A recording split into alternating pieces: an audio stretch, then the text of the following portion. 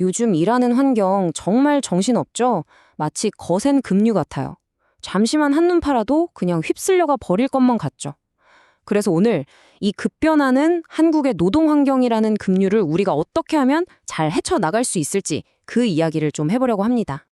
토머스 프리드먼의 책에 진짜 재밌는 비유가 하나 나와요. 뭐냐면 급류에서 카약을 타는 초보자들은 보통 무서우니까 속도를 늦추려고 노를 물에 그냥 담가둔대요. 근데 그러면 어떻게 될까요? 오히려 균형을 잃고 확 뒤집히기 쉽다는 거죠. 바로 이 카약의 비유가 오늘 우리가 할 이야기의 핵심입니다. 자, 그럼 이 질문을 한번 우리 스스로에게 던져볼까요? 직장이라는 이 거대한 급류 속에서 여러분은 어떻게 중심을 잡고 계신가요? 변화라는 물살에 저항하고 계세요? 아니면 그 흐름을 타고 앞으로 나아가고 계신가요? 이 질문을 마음에 품고 우리가 마주한 두 가지 큰 물결을 한번 들여다보겠습니다. 첫 번째 물결은요, 아주 오랫동안 우리 사회에 있었던 거죠.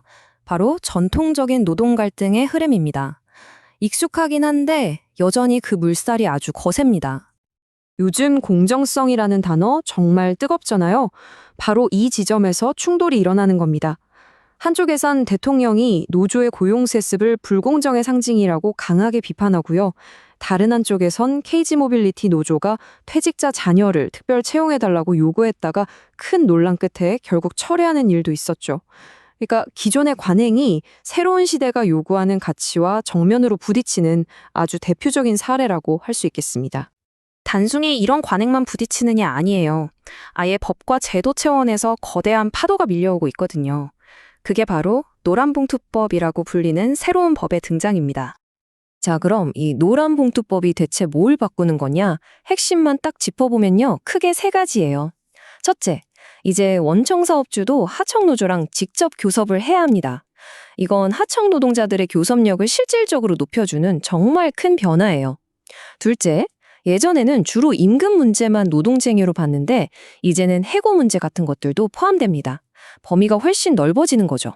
마지막으로 파업 같은 걸 했을 때 회사가 노조에 과도하게 손해배상 청구하는 걸 제한해서 노조 활동을 보호하겠다는 겁니다. 2026년부터 시행되는데 노동 현장의 힘의 균형을 근본적으로 뒤흔들 수 있는 법이죠. 자, 지금까지는 좀 익숙한 전통적인 갈등의 물살을 봤다면요. 이제는 완전히 다른 예측 불가능한 소용돌이 속으로 들어가 볼 시간입니다. 바로 기술이 만들어낸 새로운 디지털 그림자 노동의 세계죠. 이 타임라인을 한번 보시죠. 바디프렌드라는 회사에서 있었던 일인데요. 한 직원이 상사가 씹혀서 임원의 법인카드 내역을 USB에 담아서 전달을 한 거죠. 근데 이게 어떻게 됐을까요? 언론에 보도돼 버립니다. 회사는 이걸 기밀 유출이라고 보고 그 직원을 해고했고요. 결국 법원까지 가서 이 정보는 업무상 기밀이 맞다. 해고는 정당하다는 판결이 나왔어요. 이게 뭘 보여주냐면요. 디지털 시대에는 업무 지시와 기밀 유출 사이의 경계가 정말 한순간에 무너질 수 있다는 겁니다. 50%. 자, 화면에 뜬 이 시자. 이게 과연 뭘 의미할까요? 힌트를 드리자면 지금 우리가 일하는 방식과 아주 깊은 관련이 있습니다. 네, 바로 이 50%가 그림자 생산성 경제의 규모를 보여주는 겁니다. 무슨 뜻이냐면요. 미국 직장인 2명 중 1명은 회사 몰래 AI 도구를 써서 자기 업무 효율을 높이고 있다는 거예요. 엄청나죠? 회사 공식 절차랑은 상관없이 각자 알아서 개인의 성과를 극대화하려는 거대한 흐름이 이미 시작됐다는 뜻입니다. 근데 이 그림자 AI라는 게 딱 양날의 검 같아요. 물론 보고서 쓰거나 데이터 분석할 때 개인의 성과를 말도 안 되게 끌어올릴 수 있죠. 하지만 동시에 이게 투명하지도 않고 품질 관리도 어렵고 무엇보다 회사 입장에서는 엄청난 데이터 보안 위험을 떠안게 되는 거예요. 그리고 보고서에 적힌 업무랑 실제 성과 사이에 격차가 점점 벌어지게 되겠죠. 결국 핵심 질문은 이거예요. AI가 우리 일의 상당 부분을 대신해주는 시대에 우리는 과연 성과를 뭘로 평가하고 보상해야 할까요? 예전처럼 그냥 몇 시간 일했냐, 얼마나 오래 앉아 있었냐로 따지는 건 이제 의미가 없어지고 있다는 거죠. 자, 지금까지 전통적인 갈등의 물결, 그리고 새로운 기술의 소용돌이, 이 두 가지를 모두 살펴봤습니다. 그럼 이제 이 모든 걸 합쳐서 우리가 앞으로 나아갈 길, 다시 말해, 이 급류를 어떻게 헤쳐나갈 것인지 그 방법에 대해 이야기해봐야겠죠. 다시 처음에 그 카약 이야기로 한번 돌아가 볼게요. 급류에서 살아남는 유일한 방법, 그건 멈추거나 저항하는 게 아니었어요. 오히려 물살보다 더 빨리, 더 힘차게 노를 젓는 거였죠.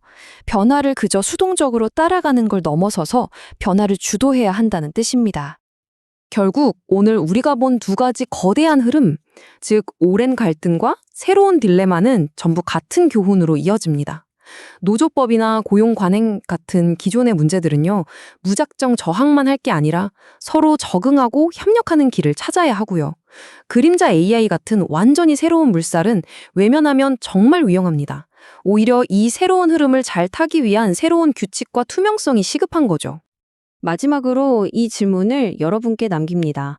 지금 여러분의 업무 환경 속에서 여러분은 이 거대한 변화의 흐름에 저항하면서 균형을 잃어가고 계시나요?